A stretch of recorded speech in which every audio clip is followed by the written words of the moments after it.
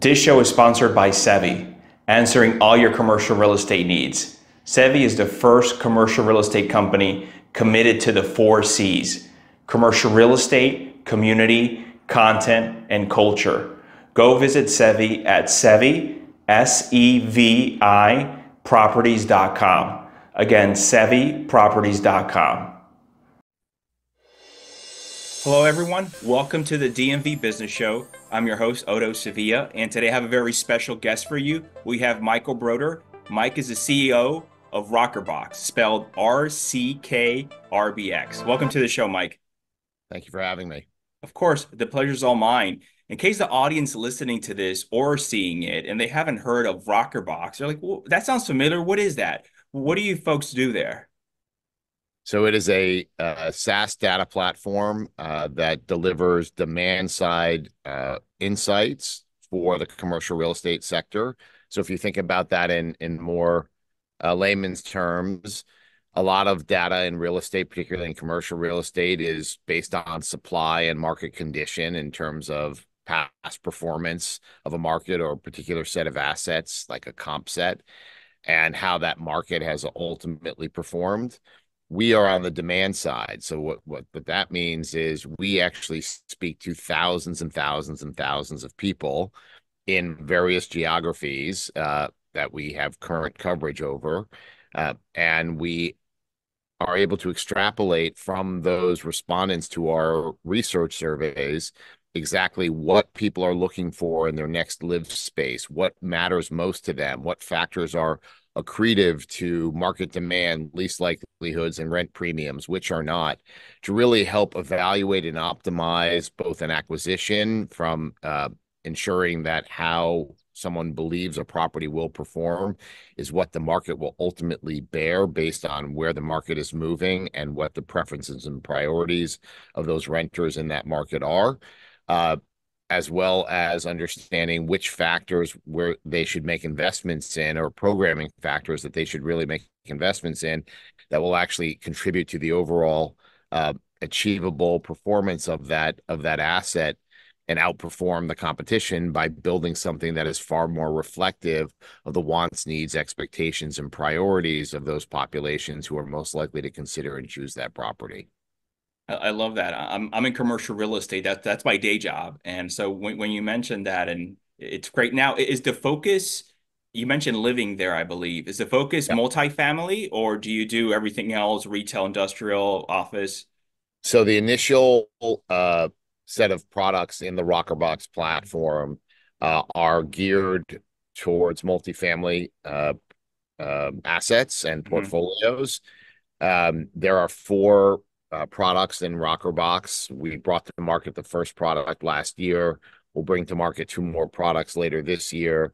The first product we brought to market is really keyed in on the acquisition through development stages of an asset's life cycle. So it helps you really stress test underwriting assumptions, understand exactly what the programming and prioritization of that programming should be, everything from units to finishes and features and amenities, and how all those factors ultimately affect or impact the desirability and demand of that asset relative to what those audiences in that renter audiences in that market are looking for and have as their highest priorities.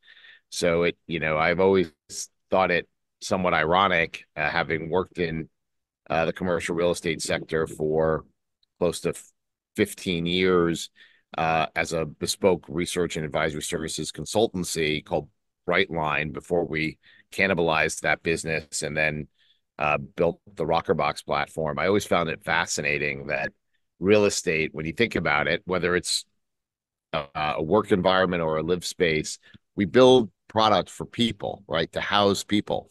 Might we want to understand what's important to them, right? And use those insights to refine what we ultimately build so that what is brought to market is actually reflective of the actual demand and market appetite. Of course. I can't wait to get into how did this come about. You mentioned your former business there before RCKRBX. So I'm curious, you mentioned surveys. So as far as seeing what the market demand is, are you sending surveys out to to the people? How are you going about as far as getting all this data and information? So, so our background before we even started Brightline after in late 2008, we were political operatives. So my co-founder James Moore and I worked in the political world for uh, many cycles before starting our consulting business. And the whole premise of our consulting business was to bring the science and discipline of political research to commercial enterprise. And why that's different is when you think about the way we utilize data in a political campaign, it's always to inform what's next, right? In terms of, are we moving enough people at a fast enough pace in the direction of supporting our candidate so that on election day, we'll get to 50% plus one, assuming a two-person race, which means the data has to be highly predictive and it has to be very granular to understand what specifically is affecting those behaviors of those populations. So think about applying that same type of research in real estate. Now, the way we actually commission the studies is we do it all in-house, but we leverage a lot of different recruitment methodologies, everything from the more traditional phone banking and computer-assisted telephone interviewing to direct social media engagement, leveraging some panel partners that we have and other vehicles to recruit these research samples in very specific markets. So when we deploy into a market, we just recently opened up parts of Florida, Dallas, Fort Worth. We're about to turn on all of North Carolina. But when we go into any of these markets to actually build the coverage model, we look at it in a very granular way and build our data models from the bottom up. In other words, we look at a greater metropolitan area. It doesn't matter which one, pick any. And we look at the proximate environments or proximate geographies that surround that greater metro area. And at every zip code that comprises that geography, we do, before we ever commission a study, we understand across every single zip code what the population densities and by demographic cluster are within each of those zip codes.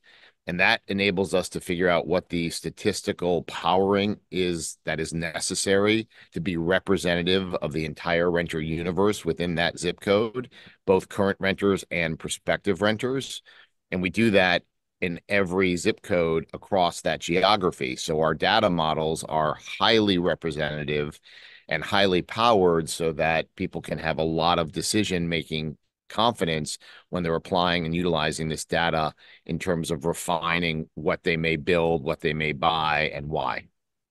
That's great. This is fantastic. I'm even thinking, especially for a new development going in, like they need that services because what if the demand in that marketplace, you need more three bedrooms than one bedrooms, right? Correct.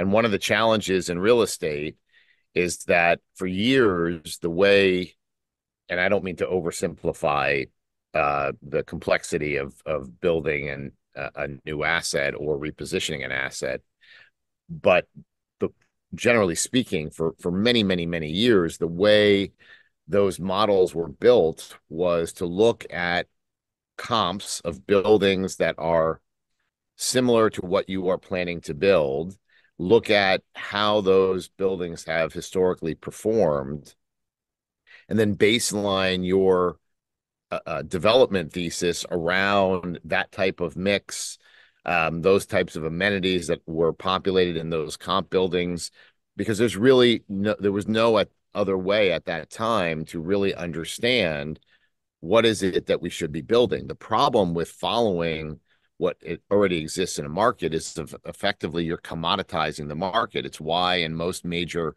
urban markets, when you look at multifamily product, it's almost a copycat phenomenon, right? In the sense that buildings tend to look the same, have the same aesthetics, amenity programming, unit mixes, without really understanding is that what the end users really want and need. And so when you apply demand side data, which is more of a leading indicator set of information and actionable guidance, it helps you refine that mix, which is the example you gave, in terms of being far more reflective to what the market is looking for in their next live space, rather than just looking at a set of buildings and say, well, we're going to build something like this. For instance, in DC, we have so much oversupply in um, the smaller units. So think of that as studios and one bedrooms, and far too few units in larger configurations like one bedroom dens, two bedroom, two dens. And think about the challenges that creates in today's environment, right? The world has fundamentally changed in the way we live and work post pandemic.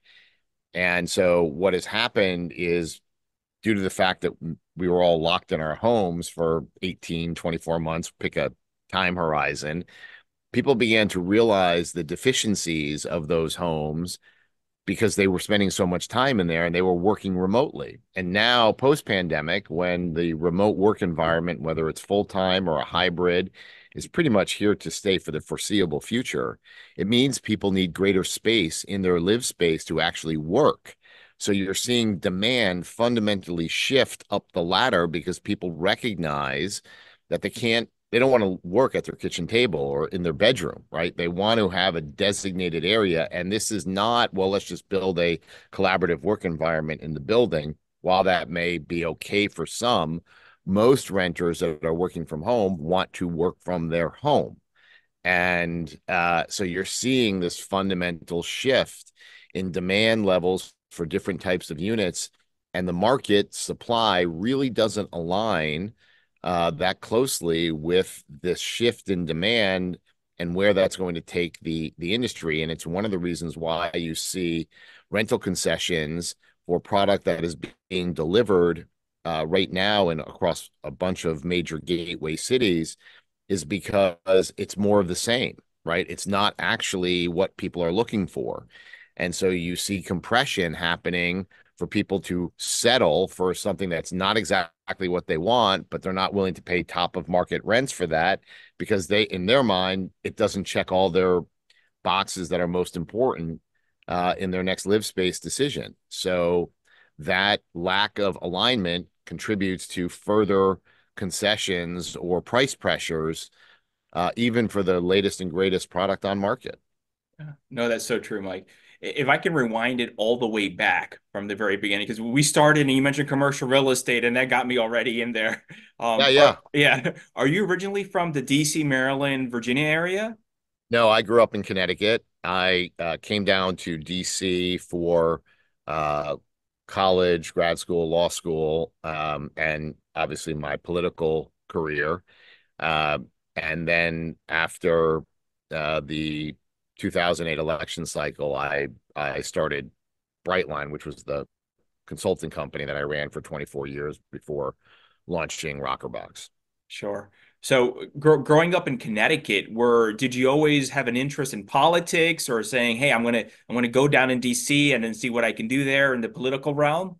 Yeah, so I grew up in a fairly active political family in Connecticut. My father held elective office in the state, and so it was always part of my childhood and my upbringing. A lot of kitchen table conversations about politics, ever since I was a little kid. I can remember when my dad was first in the state house. I was probably 10, 11, and going into the state house with him and watching how the legislature worked and being exposed to not only the campaign side, but also the governing side and the legislative side from a very early age. So So right I away, got the political bug. you knew something with politics. Yes. Yeah. That's great. So when you came down to DC, you said you went to law school and grad school. Did you have an idea as for what in the political world you wanted to do? So I had always thought that I would be more on the campaign side, the political strategy side, than the governing side. That was the area of politics that really interested me. So I was fortunate to work with some really amazing uh, people in my early career who opened up a lot of doors for me. That everything from a stint in the first Bush White House to working in the Office of Political Affairs, to working for Michael Deaver, who was Ronald Reagan's deputy chief of staff, to working with one of the best media consultants who unfortunately passed away far too young, a gentleman by the name of Greg Stevens.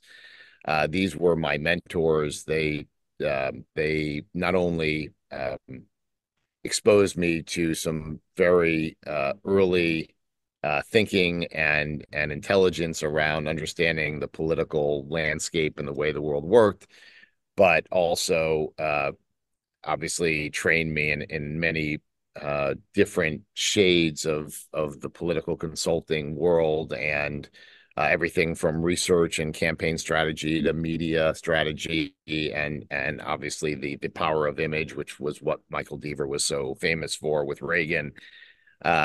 It was really a fascinating educational experience, and I was so fortunate to have those opportunities to work with those folks and at those firms. It was a great early exposure to the art of the possible in the political world. Sure. How long were you in the political industry for? So I started right after I started really in 1990, was when I was working in 1991 was when I was working in the first Bush administration. And I was very active in the political world from that point all the way through 1998. And that was really the time where I spent the most active, like full-time politics. Although I was in law school in the 90s, in the mid 90s, and every leave of absence, it's actually funny. This is how my company started. Every election cycle that would come up when I was in law school, I would take a leave of absence. And the dean of my law school at the time, his name was Bernard Dobransky. He was a great guy.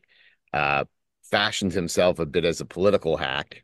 And so whenever I would come back to school after taking a leave of absence for being on the campaign trail, my first order of business was to sit down and have lunch with the dean and talk politics and give him, the debrief of the cycle. Mm-hmm. And after the 96 cycle ended and I was coming back for the spring semester of 97, my law school, which was Catholic University, at the time had just opened up its brand new facility. It was this beautiful building, one of the first new law school facilities in the city.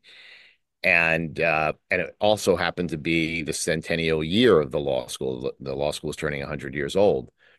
And so during the course of that political conversation, I said to the dean, here we are, we're about to enter our new law school building. It's our 100-year anniversary. What are we doing to promote all of this, to raise the, perception and ranking of the school? And he looked at me across the table and he said, well, isn't that what you do for political candidates? Could you help us do that here? And I said, well, let me think about it. And came back to him about a week, 10 days later and said, here's what I think the plan is and what it entails. And he was a very forward thinker. He said, let's do it. And we actually made significant strides in enhancing the reputational rank of the law school. It was always a good law school, but we moved almost into the first tier after about 18 months of that program. And by the time, and that semester, the spring semester of 97 was my final semester in law school. And by the time I graduated, I had 17 other law schools as clients.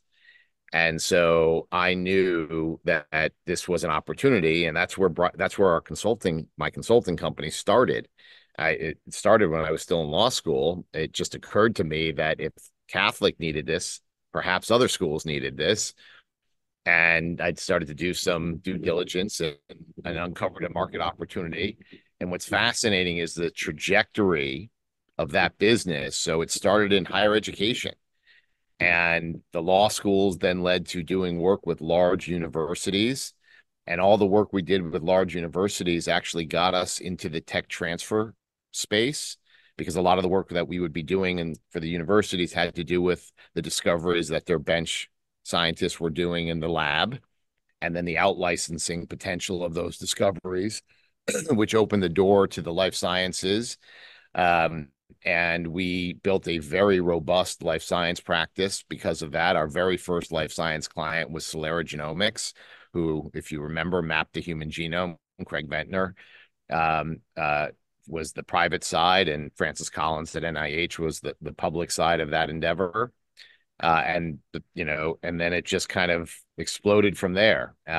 So, I love to tell people the story, because I would say, if you had told me what the progression was going to be from higher education, from law schools to universities to, technology, life sciences, energy, advanced technology, it would have never been one you would have drawn out, right? Yeah. It just was one of those interesting rides, and we built a very successful consulting practice. And we actually didn't even begin in real estate. It was not even on our radar screen. But after the Great Recession of '08, we were approached from some local developers in the greater DMV area who knew about us and our data models from some of our more marquee accounts like Washington Gas and WGL and more public facing work that we did. And that led to some opportunities after the Great Recession, where people came to us and said, can you help us understand the risk and resiliency of our commercial office portfolio, given what was happening in the market at the time? And so we actually started on the commercial office side. And as we got deeper and deeper into the real estate world, what we uncovered was there was virtually no type of leading indicator demand side data, meaning end user statistically powered insights. And I mean, a lot of people run focus groups or they run tenant satisfaction surveys. That's not what we're talking about here. And we recognize quite early that this was a huge blue ocean opportunity for our firm. And so over the years from really 2009 all the way up to 2018, we built a pretty large practice area with clients all over the country and some international real estate clients.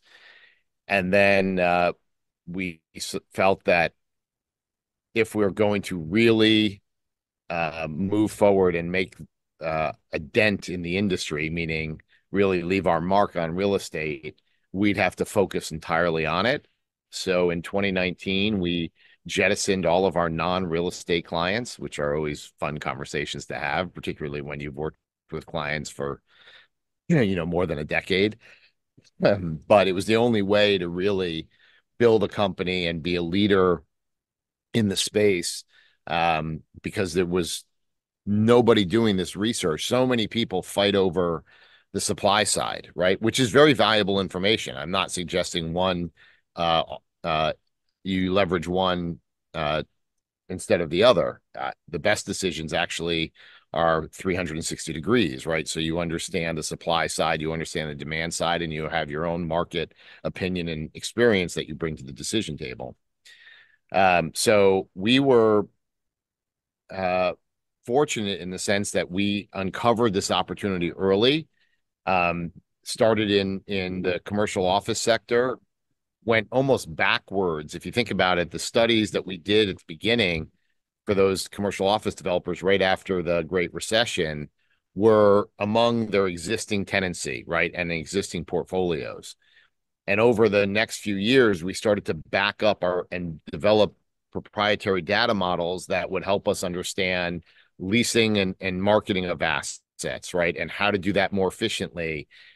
So a big project we did in the area was with Howard Hughes for their redevelopment of downtown Columbia.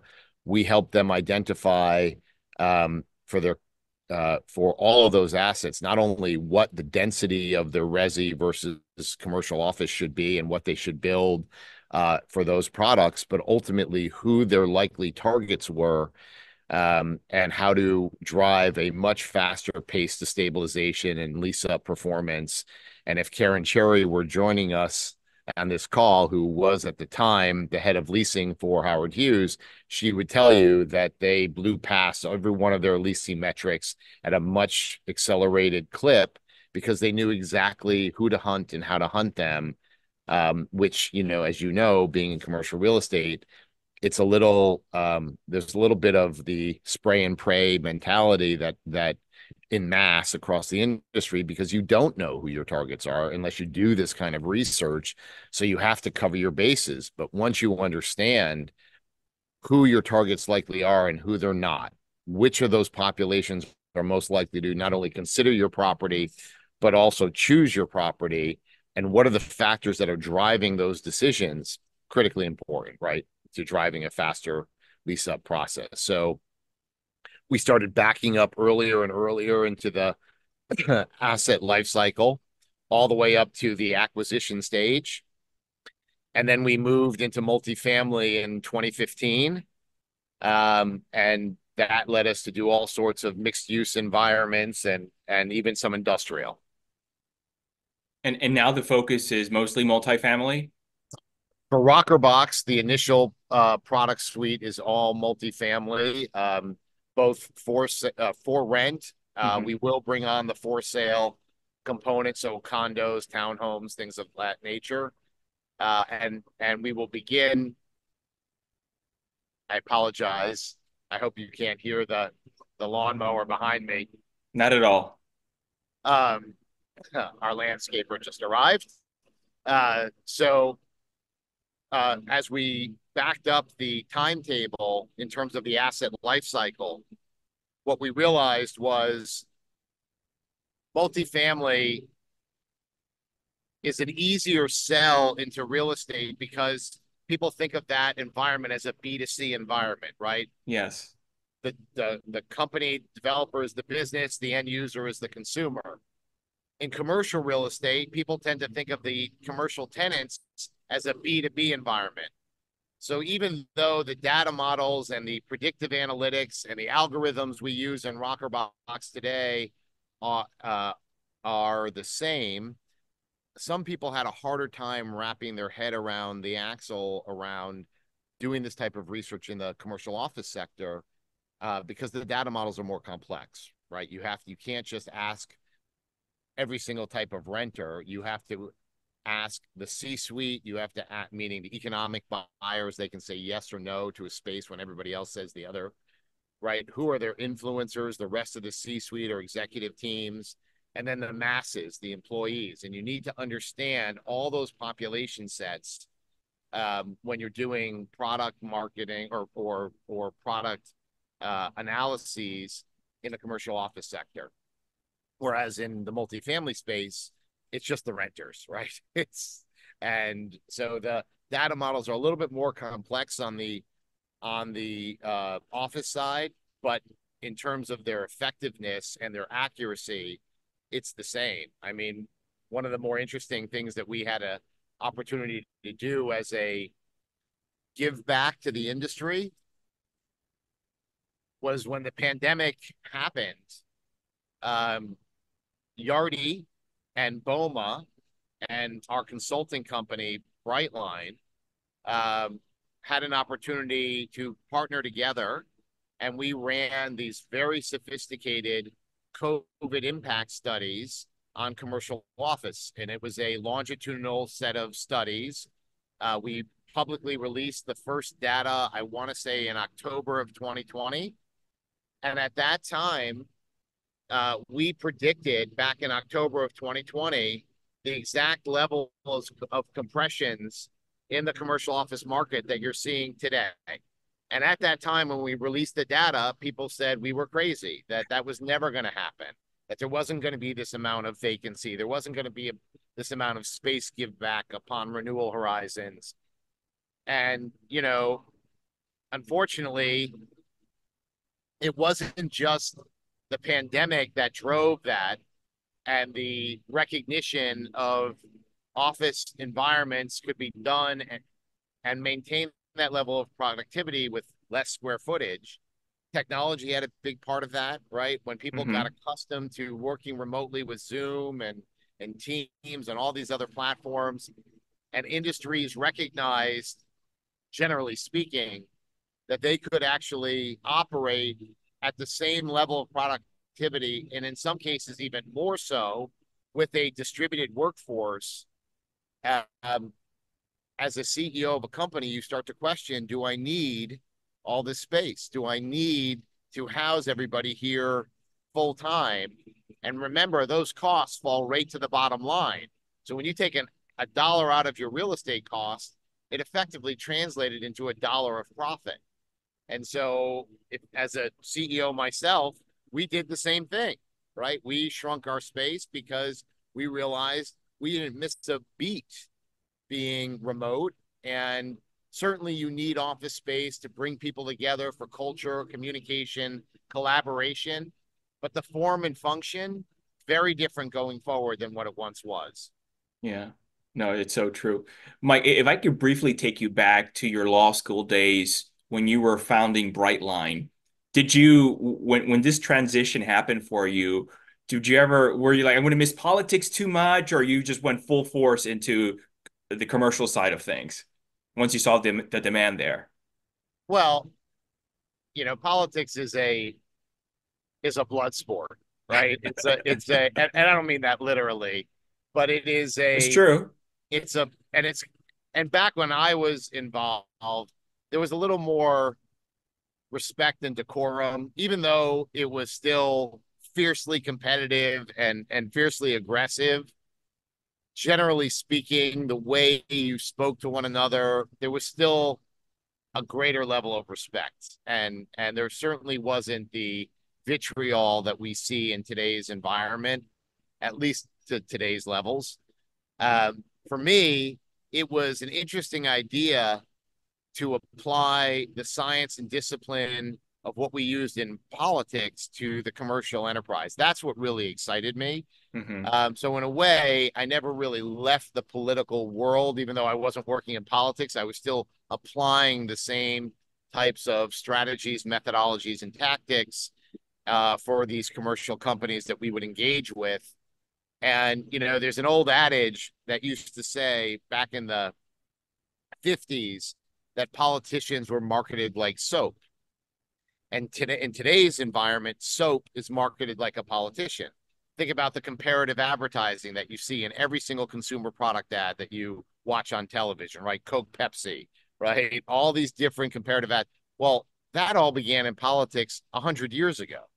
So there isn't anything today, in my opinion, that is deployed from a marketing and audience engagement tactic that wasn't first tried and perfected in the political world first. I mean, we've been doing audience micro-targeting in politics for decades and decades and decades. And, 15 years ago, that was a new thing in advertising. That's my point. The political world is so far advanced in the way it engages and leverages data. So it was fun to me to take at what was at that time the leading models and begin to apply it in other sectors. And that was what made Brightline such an exciting opportunity, and certainly now Rockerbox, because it's built on the same data models and the same way we think about segmenting data, identifying opportunity, utilizing that to actually build a business strategy and verify that strategy or stress test that strategy.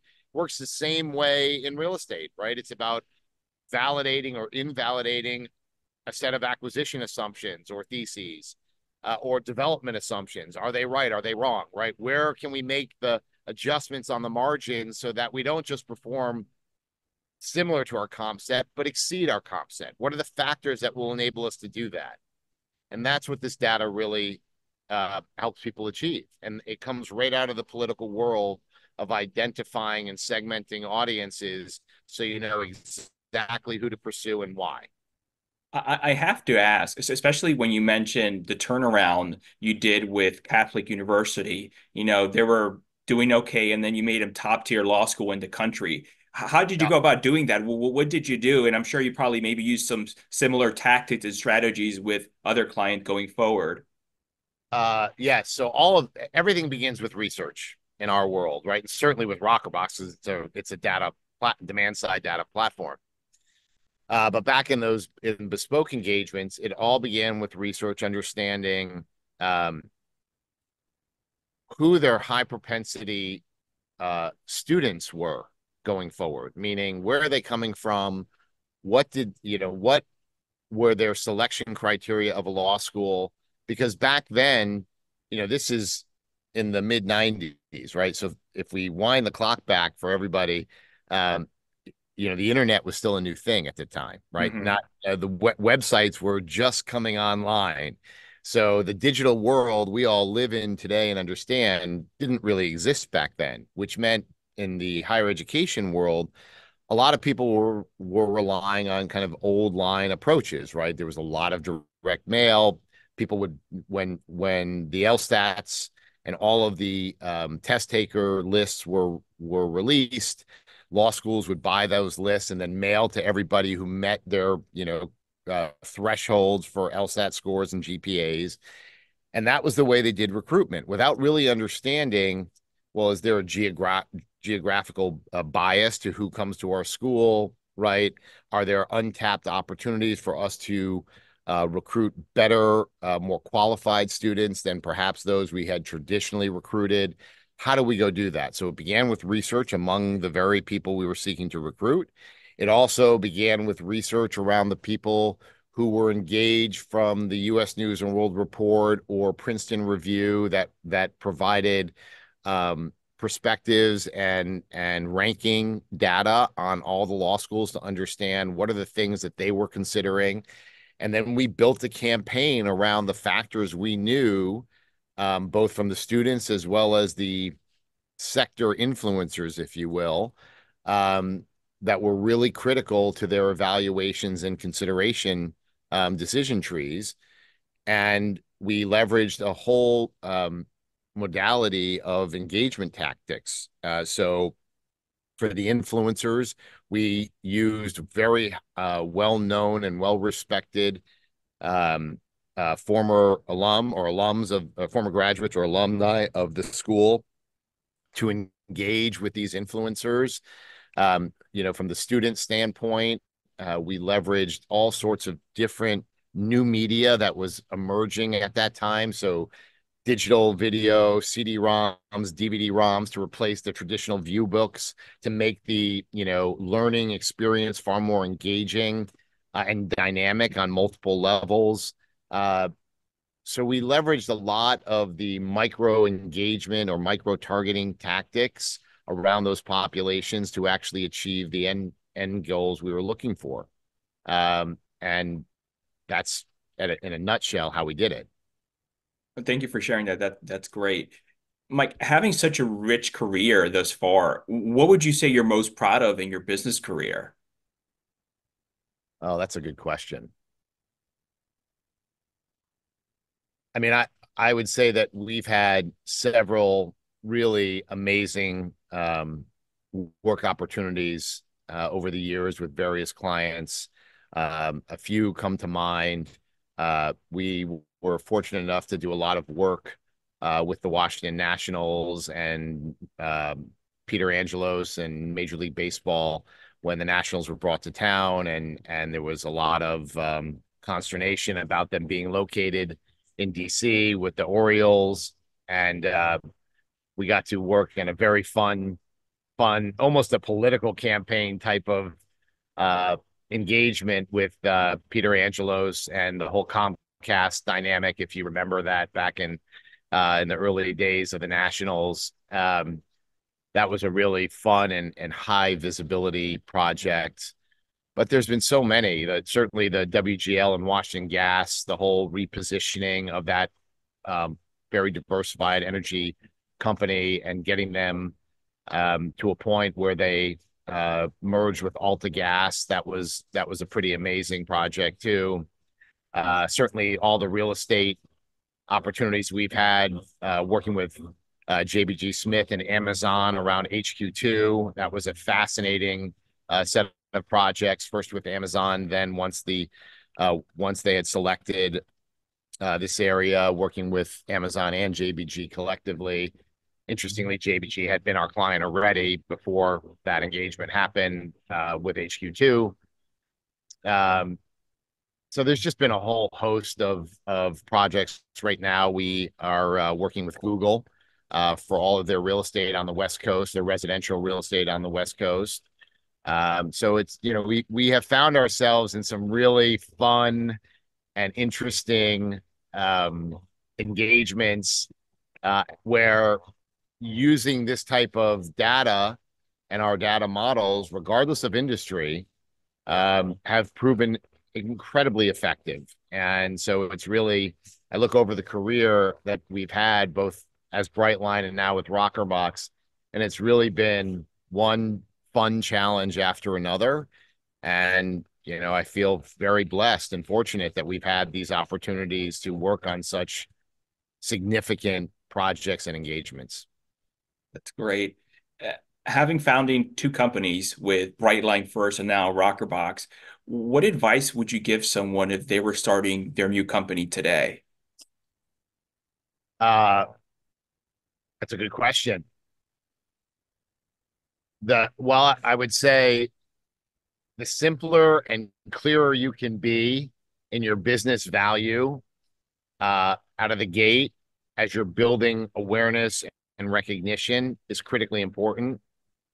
Understanding your end users and just like we deliver data to our clients in Rockerbox in terms of the end users of the real estate they are buying and building and managing, you need to understand your end users at that equal level, right? Because coming up, we see it in every boom and bust cycle of industry sectors, right? Think about the dot-com boom cycle. You could have added a dot-com to any idea and gone and raised a bunch of money. But over time, most of those fly-by-night ideas failed. And the ones that actually made it were the ones that were a little bit more thoughtful, that actually understood their end users and where the real need was and how to deliver a beneficial product or service around that need based on who their clients were. So that's a critical piece. And then from a just management of expectations and the overall business, it's a marathon, not a sprint, even though you feel like you're in a sprint every single day, because as an entrepreneur, there are risks and pressures that you will deal with far beyond what you anticipate. Typically, things don't go always as planned, no matter how hard you work. And you have to be very nimble. You will go through multiple transformations or pivots in the early stages, and you have to be willing to take those steps. There is an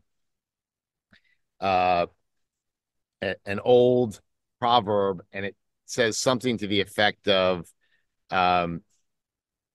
deep risk, deep wisdom, right? In the sense that as you really experience these moments, it's teaching you things that will be forever applied in your future endeavors. And the best advice I can give somebody is, just when you feel like it's time, you can't tolerate the risk or the stress anymore, is usually about the time that everything begins to start to move forward.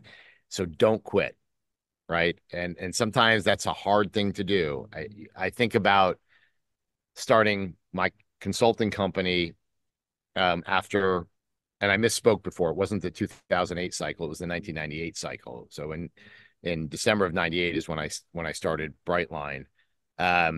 And I think about myself at that time. I was single with a dog, right? I had no expenses other than to take care of myself.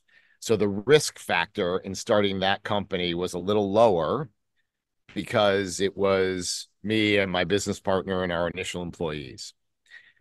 When we decided to cannibalize Brightline, which was a successful consulting company, and start all over again in Rockerbox, the stakes were a little higher. I was married, I have two kids, a mortgage, private school tuition, right? The game has changed. And so making that decision later in life, the stakes are a bit higher. But I tend to thrive in those environments. I love the challenge of being an entrepreneur. And when you have a real sound idea, particularly one like Rockerbox, which was almost validated in the work we did at Brightline, right? In the sense that we were doing this work in a bespoke way. And the genesis of Rockerbox was, well, we know there's a demand for this type of insight in the real estate market. But as a consulting company, there's only so many hours in the day, which means there's only so many projects you can be running simultaneously.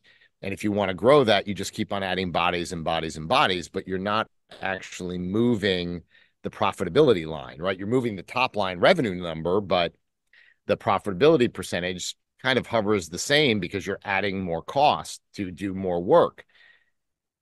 And it doesn't help offset or discount the cost basis of that product to the market. But by transitioning to a SaaS platform, it enabled us to democratize access to this type of data at a far lower cost basis than what it did in a bespoke engagement. And because we teach the machine to interpret data rather than relying on, 25 data analysts in the company, it actually has far greater efficiencies. And that is something we can pass along to the end user. So back in the bespoke days, a study that somebody would commission for a new development project or a new acquisition project could be anywhere from $55,000-$60,000 into the six figures for one study.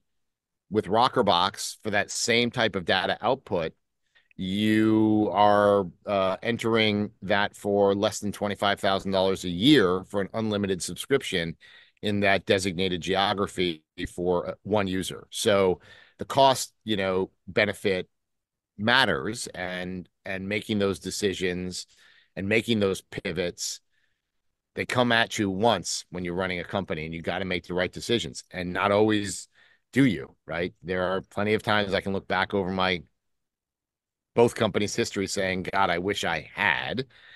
But you live with those consequences and you move on to fight another day.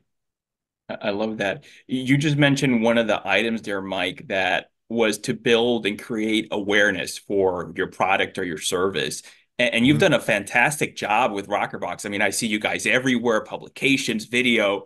From a marketing standpoint, what helps drive traffic or create demand for you? So it's interesting, as a research company, we eat our own cooking. And so when we were writing the business plan for really the transition of Brightline, or transitioning out of Brightline into building Rockerbox, one of the things we did was research among the very end users we were designing Rockerbox for. And that research was done middle of 2019 through early 2020. Now, the problem with that research, of course, at that time, we were still in the heyday of real estate, right? Money was cheap. Buying and building velocity were at all-time highs, right? There was so much activity that what we heard when we spoke to the institutional investors, the debt side lenders, the heads of acquisitions and heads of developments, what we heard was, we need a product to really help us understand how to not commoditize what we're about to build, how to differentiate our property so that it will ultimately perform not only at the level we anticipate, but perhaps above that, and what really drives those outcomes. So that's why we ultimately built and brought to market what is, if you look at the progression of our portfolio of products in Rockerbox, the first product we launched is actually the second product in the portfolio. And it's an asset level evaluation tool, right? To help people figure out, if you're looking at multiple acquisition opportunities, which one is the best, what should be built there, how it should be programmed and configured versus the other sites, and ultimately how will that property perform once on market.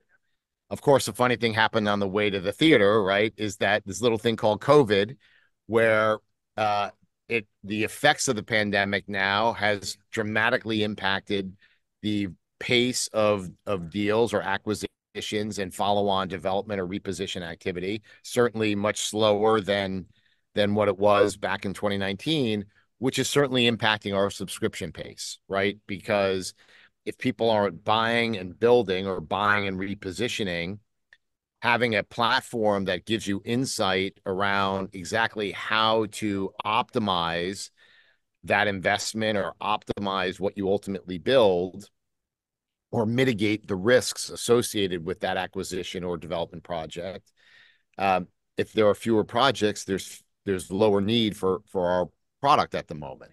However, people recognize and understand the power of the data, just as you keyed in on, which is like, well, if we were planning to build more ones, but the demand was really for twos or threes, right? This is some of the information that can be provided. So what's fascinating in today's world, and why we've actually accelerated development of what is the first product in the portfolio, but the second product that we will bring to market, is a demand landscape tool. Because in this environment, what's happening, and this is a perfect pivot of when you ask the advice question, this is an example.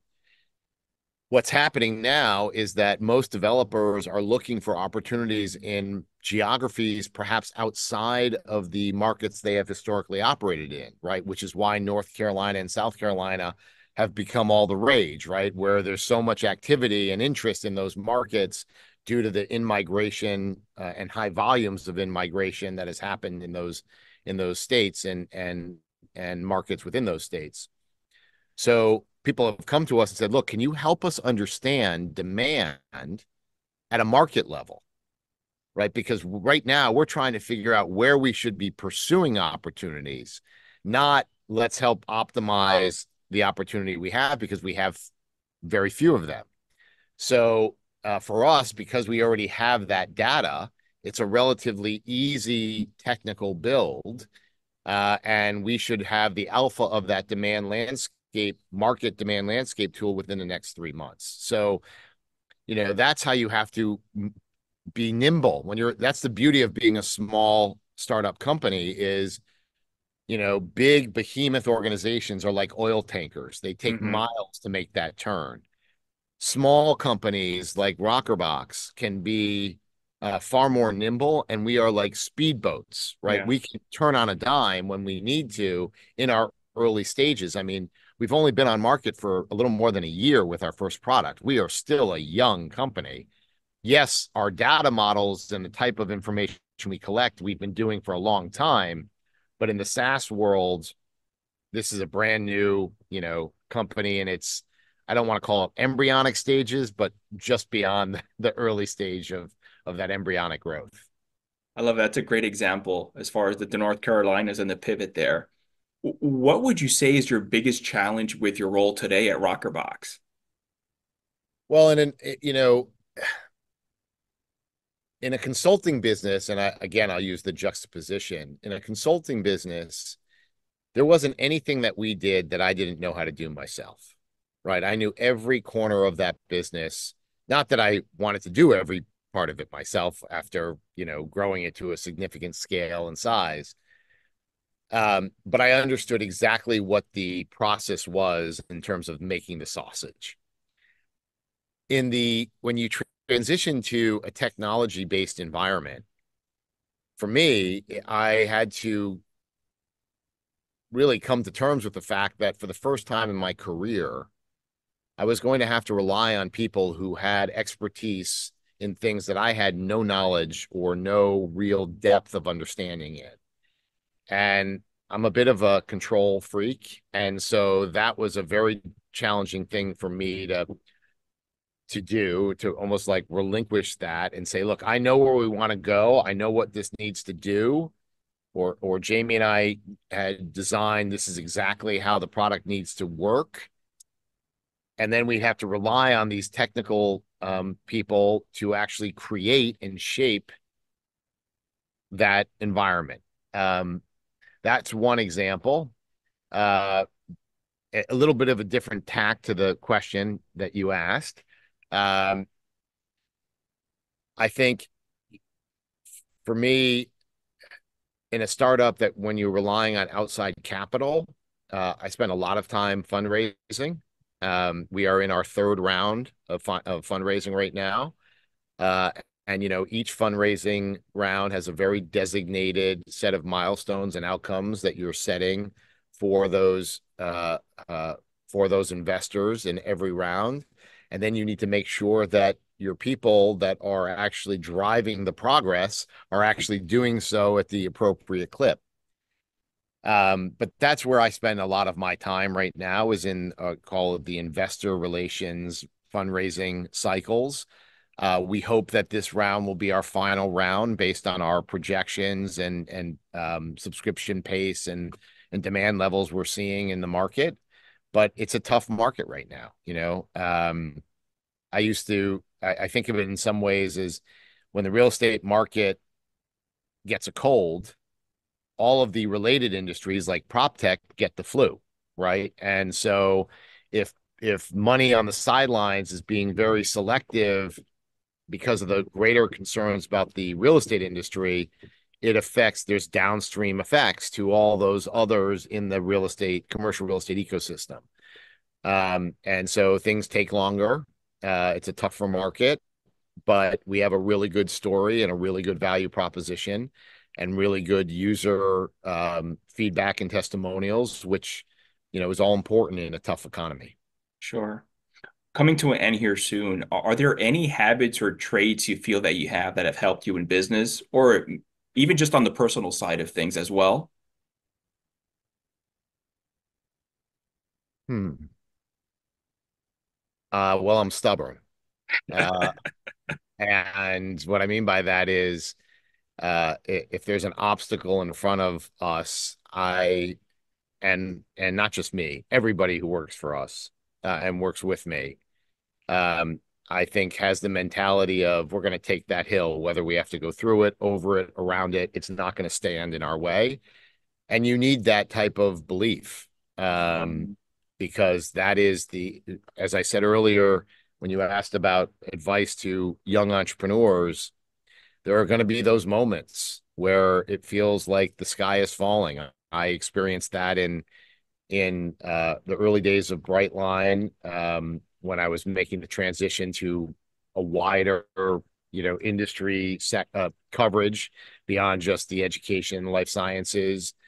And you just have to have the stick-to-itiveness to just maintain that commitment, maintain that clarity, and quite honestly, calmness. Because when you're feeling that pressure, it can often lead to making an emotional decision. And you need to be able to take emotion out of business decisions, particularly when you're up against the wall and those pressure moments. And I think part of my DNA, I've always been able to excel in those environments. I tend to be, I think, at my best when it's the toughest dynamics that we're facing. And I think part of that comes from the political world that I worked in, right? It's in politics, we have a one-day sale, right? We're either in business or out of business on election day. So the stakes couldn't be higher. And when you live in that kind of environment, you get a little bit of you've got some metal to you, right? That toughens you up and enables you to navigate the challenges of a more dynamic business environment. And I think that has served me very well over my career. And I believe it, and not just me, I would tell you, most of the people who work with us at RockerBox are former political people. And they've all kind of been through that gauntlet. And we've all come out of that gauntlet in the same way with the same orientations. And I think that also what makes us such a high performing team. We get a lot done with not a lot of hands. That's great. What do you see the future like? What are you most excited about RockerBox in the next couple of years? I'm really excited about being able to add an additional standard, or another, pardon the pun, gold standard. I mean, RockerBox comes from, for those who don't know what a RockerBox is, it's a old 49er mining instrument, which was like a square box with metal mesh in it, or what they called miner's moss, and they'd throw the dirt in it and they'd rock it back and forth, pour water over it, and it would separate the gold from the gravel, right? And if data is today's new currency, that's why our company's name is RockerBox. So to me, what's exciting is creating another standard by which real estate investment, development, management, and marketing decisions are made by. Widening the lens so that it's not just a retrospective supply side look, but now we're able to leverage leading indicator data, real-time human insights, which nothing can replace. The feedback of thousands and thousands and thousands of renters that data is regularly updated in a market. It gives you a real pulse on how a market is moving and what factors matter to whom and how that's going to affect your property, and blending that with the more traditional real estate metrics to create a far more robust and risk mitigated decision model is super exciting to me. I was on a call recently with somebody who said, there's been a lot of companies that have tried to crack the demand side nut in real estate and found it to be impenetrable, and you guys have figured it out. And to me, that is something that I'm extraordinarily proud of. It's not easy to do. It took us 15 years of doing this in the bespoke world to finally figure out how to do it in the SaaS world. But we're super excited about bringing the platform nationwide across all the 4 products that we will deliver to market, and then expanding into the commercial office and mixed use, and then moving outside of the geographic boundaries of the US, because our data models are geographically agnostic.